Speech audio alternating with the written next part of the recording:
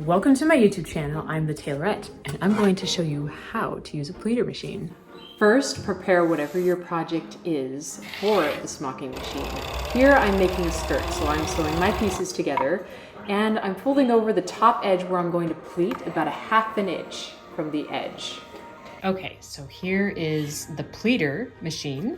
I have my 4 needles in here, as you can see. I did not put all the needles in there because all I need is 4 for this one. However, if you need all 4 needles here, or all the needles going all the way down, you can fill them with needles. So if you need to fill them with more needles, mine works like this, where you unscrew the sides, which I think most pleaters are like this too. Some of them might have slightly different features to them. Take that side out. Now I'm going to take this side out. Now I have my 2 screws that are out, and I'm going to take this middle piece out here. There's several of them, just like that. So here are my needles. They come like this. You should have needles that look like that. And usually the side that's curving, it goes down and it comes up to a swoop, and the needle's pointing down on the curve. You just stick it into one of these little, see it, you stick it into this little notch here. There's these little notches, and you can decide how close you want your threads to be for the smocking. And you can do it, whoops, they just fell out. You can do as many as you like going all the way down. I only need 4, like I mentioned before. So now I'm going to stick this back on top and put my screws back in. Whenever you're using the pleating machine, what you want to do, and what I basically did here, is you cut enough thread so that that's the finished size that you want your smocking piece to be. So I have 3 yards of fabric, but I'm not going to cut 3 yards of thread. I'm going to cut 26.5 inches of thread so that I can fit my 3 yards within the 26.5 inches. My needles are all set, and now I'm ready to take my thread, and the waist that I need is 26.5 inches. So I'm giving myself a lot of buffer room here. So I'm gonna cut at 36 inches, just a yard, and I'm gonna cut 4 of these. And the next step is I take the edge of each string and I'm tying 2 knots into each needle for each thread, so it does not come off while I'm smocking. So here I am doing it on the 2nd needle, the 3rd needle, and then now the 4th needle. Now I have my material, and my threads are all threaded inside of my pleater. So what I'm doing here is, typically people will have like a dowel that they put in this hole right here, and they roll the fabric up and it goes all the way through here. However, I do not have a dowel, but I'm going to show you how I do it without the dowel.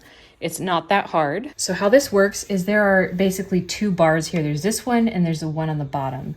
And what I'm going to do is I'm going to pull this through, and a little bit more right here. So I'm going to pull a little bit of this through, and here's the end that's going to go through. This is the inside of the skirt. You can do it from the outside or the inside facing up. It doesn't matter. So what I do is I stick it in between those 2 bars here, these 2 of these things. And I'm gonna match it up right, there's these little notches here. There's this notch here. I'm gonna make sure it lines up with this notch here. That's gonna be my gauge. You just kind of have to mark, I want it past 1 notch past the needle so that the needle's not exposed. So I'm going to stick it between those 2 rods, or those 2 bars in the back, and roughly line it up with that 1 notch that I showed you, and I'm going to twist it away from me, and it's going to pull my fabric through just like this. So I'm just focusing on lining up with that notch, tugging this through so that I have some. This is where the dowel would be rolled up here, but I just stuff it in there because I don't have one, but it works just as great. So I'm just going to be rolling this in there. And it's important as you're doing this to pull this out, because if you don't, from my experience, this right here bunches up in the back, and then it starts snagging on this stitch here. So you want to make sure that it's all nice and flat, and you have a really clean area here. Make sure it's not folding here or anything. And perhaps that's because I don't have a dowel, but This has worked for several different things that I've used it for. So I'm just gonna roll this through. I have all these long threads here and I just kind of brush it out here. And then I take the end and I'm gonna tie a knot so that I don't lose all my pleats at the other side. Now I'm just feeding it through all the way around the top of the skirt so that I can pull all my smocking together to 26 inches. And here we have the pleats.